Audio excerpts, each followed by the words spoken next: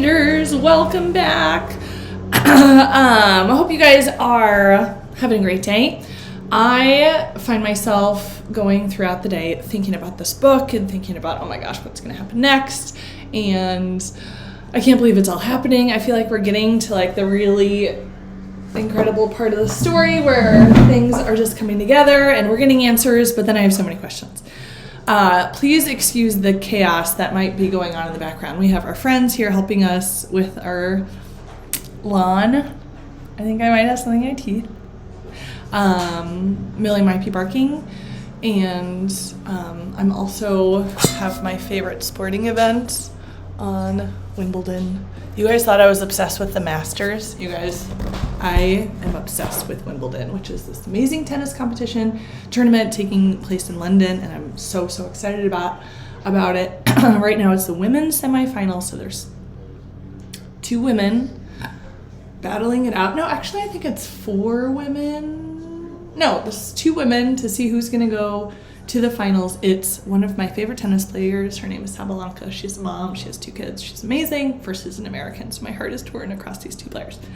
Anyway, we are going to get into our reading, and we have a very exciting chapter ahead of us. It's called The Island of the Immortal. Really? I feel like I have something in my teeth. Or is it just the lighting? I just had my breakfast. Okay. Well, if I do. I'm sorry. And I feel like we're inching closer to the end. Last week I counted how many chapters we had left. We had like 15 chapters left. So here we are on page 221, and let's get into it. It took 2 days of harsh and violent storms to reach the island. At night, the stars were invisible beneath the bulging thunderclouds. So imagine that. You're in the middle of the ocean. You're on a boat. You can't see the stars because there's these big cumulus clouds. Oh no, actually, cumulus clouds are those wonderful fluffy ones. There's big billowing clouds that are indicative of a thunderstorm, and I love a thunderstorm in summer. I can't imagine what it would be like to be in the middle of the ocean during a thunderstorm. It's probably pretty stressful, but it shows you how tumultuous and how stressful the journey is to get to this island of the Immortal. There were moments when even Ratwin hesitated, unsure as to the way. Hi, George. During the worst of it, Moll moved out of her room and into Christopher's, and they slept side by side, waking when they were tossed against the wooden walls. Oh, you can also see this is another sign of summer. We have our pool towels from yesterday hanging outside on the deck. I love pool towels on the deck. That definitely reminds me of summer. The side of the boat sprang a leak in the cold dawn, and as they came in sight of the island, Irian bent over it, her eyes narrowed, hammering in nails. All five were hungry and tired and sea-stained, but Nighthand's face was alight with excitement. "Welcome," he said, his voice deep and sonorous, "to the island of the Immortal." So it seems like Nighthand's really into what's happening next. He spoiled the effect by leaping into the water to haul the rowing boat onto the sand and, misjudging the depth, disappearing up to his neck. Oh, we have a special visitor. Hi, girlie. You want to read? You want to read with the kiddos? Come here. Well, Nighthand, wet but untroubled, hauled the boat to shore, helped Moll down to the sand. Oh, Millie's here. And offered Christopher his hand. Irian, they had agreed, would stay on the Shadow Dancer, which is the boat. "If I don't get this mended, we won't sail," Irian had said. Ratwin stayed, too, crouched beside Irian, her mouth full of nails. So Irian's trying to fix the boat as the thunder, it seems like the storm has caused some damage on the boat. They walked over soft, yielding white sand, which gave way to white pebbles and then to tall, silver-barked trees. "Does it feel familiar?" Christopher asked Moll.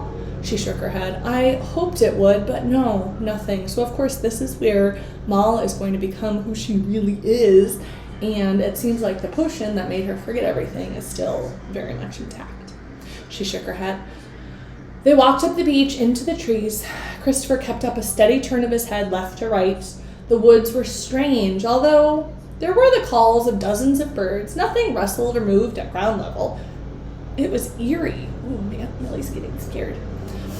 At last, the trees thinned, giving way to a sweep of meadow when they stepped out of the wood into sunlight. Moll stopped. Her mouth formed an O of astonishment. Can you show me what your O of astonishment might look like, Millie? And there's your house, little Immortal. Oh, and there's your house, little Immortal, said Night Hand. It's a palace. Do you guys want to see? This is Moll's palace. That's waiting for her. The meadow led up to white stone steps, rising to an immense flag-stoned courtyard. From its center, the palace rose in deep yellow stone, crenellated and ornate to the sky. 3 towers, each topped with a dome and dusty pink, gave it a look of wit and knowing intelligence, and its vast arched windows with their broad sills gave it solidarity and purpose. It had, clearly, once been lavished with time and attention and hope. The American has the advantage right now in the first set. But time had taken it back. Its walls were barely visible for the sweep of red roses that climbed up its sides. The flowers left unattended for 100 years. Keep in mind, it's been 100 years since the Immortal, the last Immortal, took the potion to make him forget. The flowers, had rioted, and they were everywhere. White roses curling up window ledges and spreading across the domes. Orange roses forming in bushes 10 feet across. Pink roses cascading across the huge slabs of creamy yellow flagstone toward them. Hundreds of birds nested across the domes, and as they approached, took off into the sky, crying out in alarm. As they moved across the meadow toward the palace, Christopher sniffed. The air smelled of sea and flowers, but as they grew closer, there was another note to it, a scent of rot. Can you smell that? Said Christopher. Moll nodded. They approached the palace slowly, their nerves on guard. There's something wrong here, she said. What? Said Nighthand. He stepped in front of her, one arm out to protect her. Point me to it. He drew his knife. The grass in the meadow should be longer, said Moll. Her face was tense. Nighthand's face fell. Little Immortal, I cannot fight the grass. She's right, said Christopher. If the roses have gone so wild, why is the grass so trimmed? Someone's been trimming it, or something. They were almost at the palace now. Christopher could see the windows, clouded with dust and thick with bird droppings. Someone had painstakingly painted miniature images along the window pane. Lemon trees, flowers, tiny mermaids, a stern and lovely adult giraffe. His heart tightened. Some of the windows were cracked, and in others the roses had broken clean through the glass, pouring into the palace. At least we won't have to break a window to get in, said Christopher. Wait here, said Nighthand. He clambered over the windowsill, looked left and right, and nodded, giving a hand to Moll and then to Christopher. The window forms the end of a long, high-ceilinged corridor, marble-floored, its surface studded with jeweled mosaics. It sounds absolutely stunning. The corridor was flanked on both sides by marble statues of creatures, nymphs and dryads, armed centaurs, a unicorn.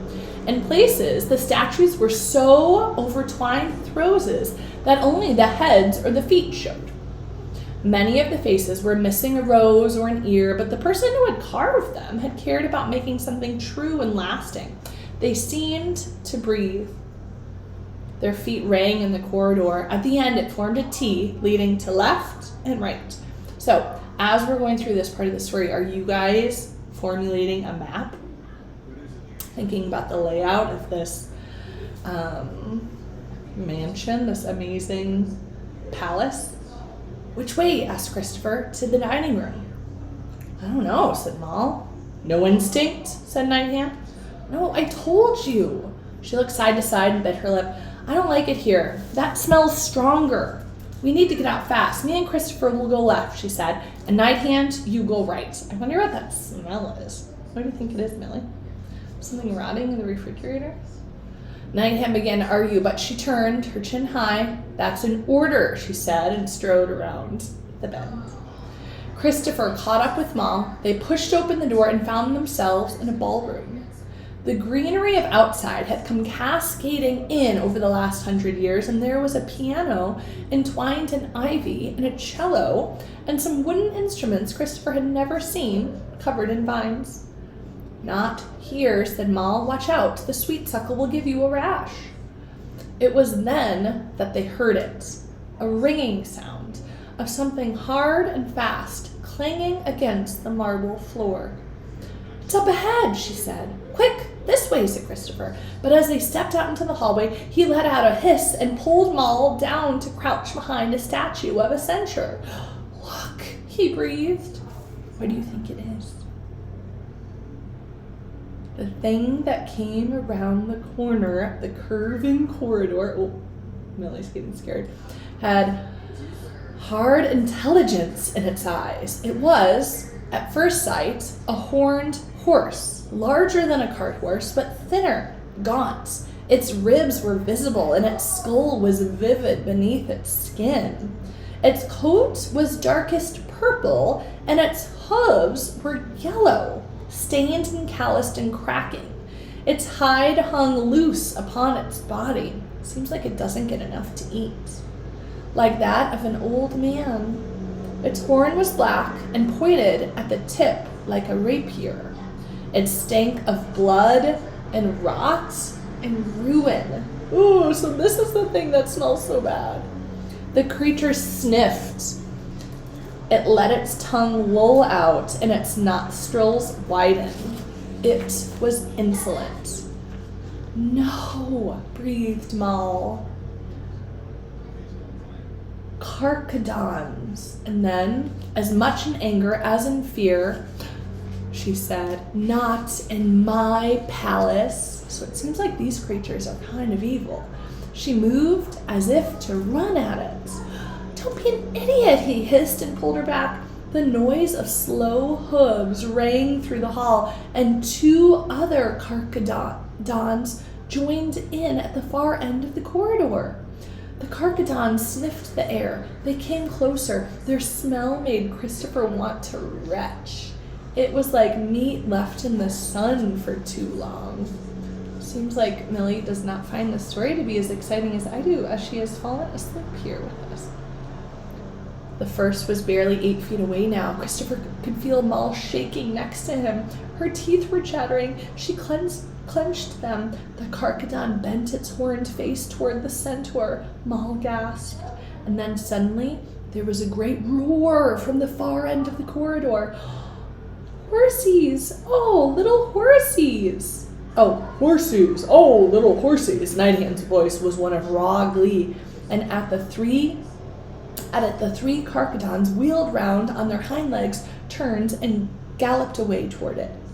Gratitude swept over Christopher. Quick, he said, while he's distracting them, we need to find the dining room. They burst into the next room, a gold-painted drawing room with a hole in the ceiling and chewed-looking curtains, and then into a room full of maps with a collection of globes stained with dust. Ooh, I'd like to see that collection of globes. You know, I love globes. It has to be close to Christopher. They ran around a corner. Oh, sorry.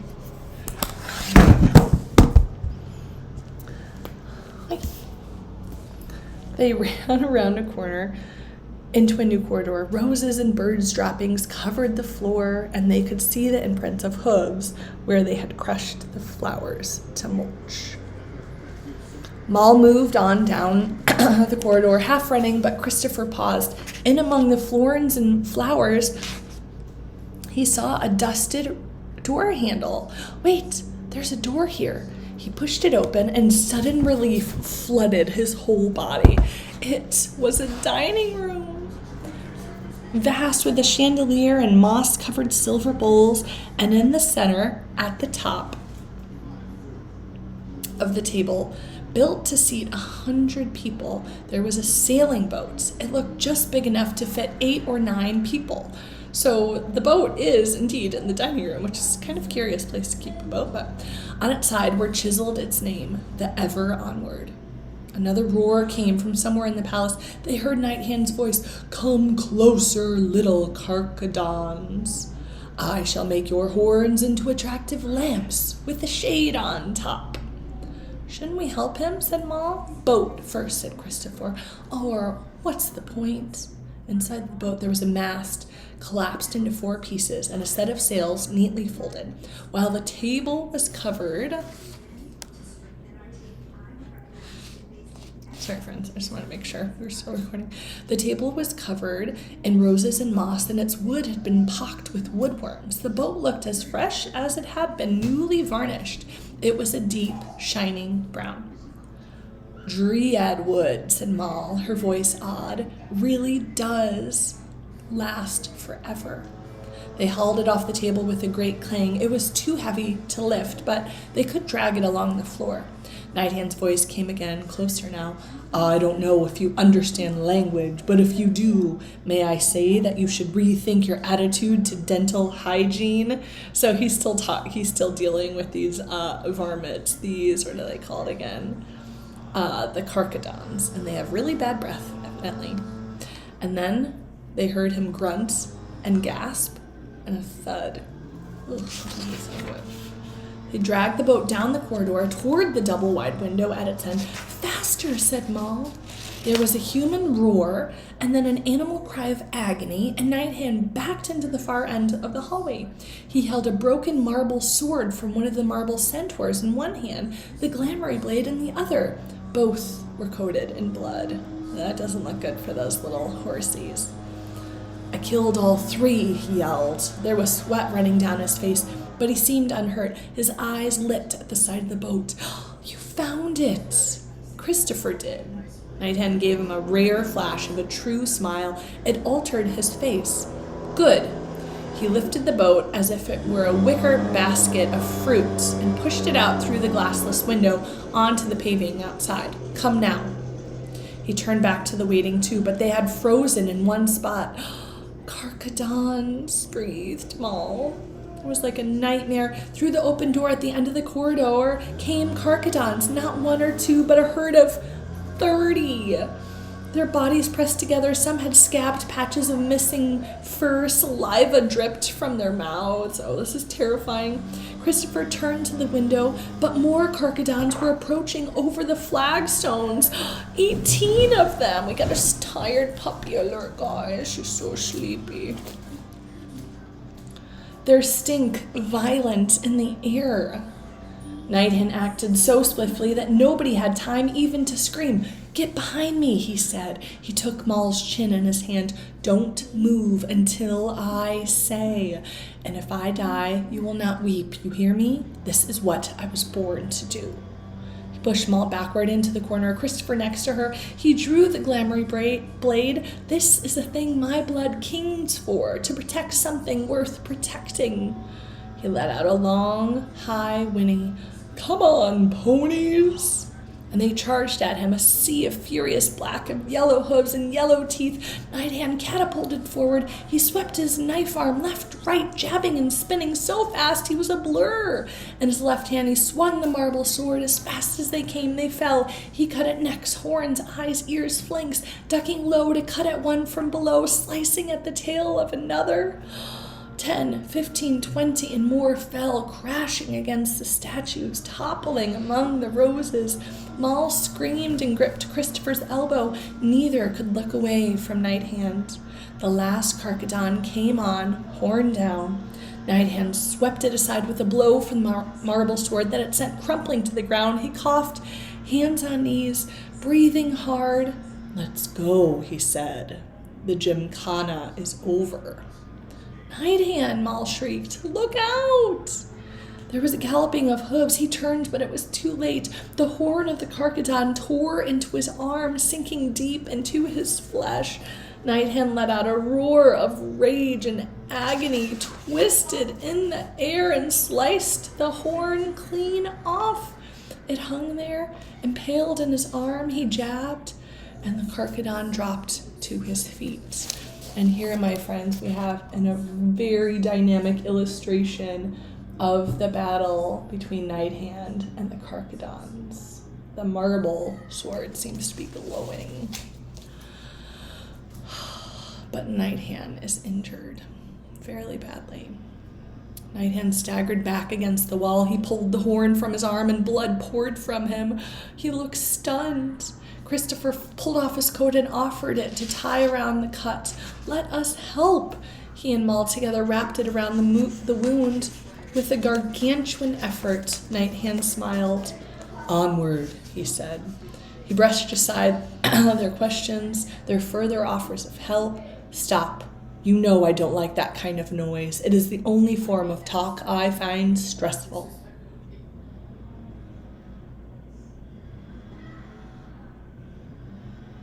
That was weird.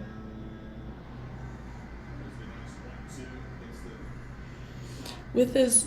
Why do we have balloons? What is happening? I don't know why we have balloons.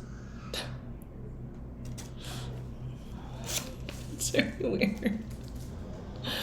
With his unhurt arm, he lifted Maul over the windowsill. I have no idea why there's balloons across the screen. Do you see those too? I hope I'm not just seeing things. He took hold of the boat with one hand, hoisted it aloft, and led them back to the water.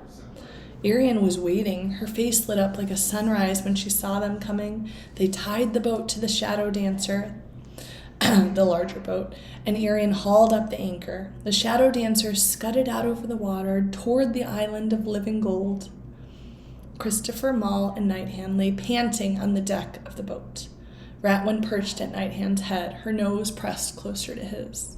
"What happened?" asked Arian. She fumbled for bandages in the medicine chest and bent to unwrap Christopher's coat. Nighthand did not brush her away. "Horses," he said. "Angry, angry horses." "Yeah," said Christopher. "I wouldn't recommend entering them in any pony club competitions anytime soon." He heard Maul laugh properly for the first time in days. So, my friends, they've done it. They have the boat that will get them to Murderer's Island and hopefully out. One caveat, however, is that Nighthand is injured. I hope not critically. The next chapter is called The Heat of Living Gold, in which I'm hoping that they are able to secure the gold that they need for the potion. And with that, my friends, Millie and I are going to say adieu, and I will read again with you soon. Do something fun today. Know how much I love reading with you guys. Millie too, even though she fell asleep. And we'll read again soon. Love you guys.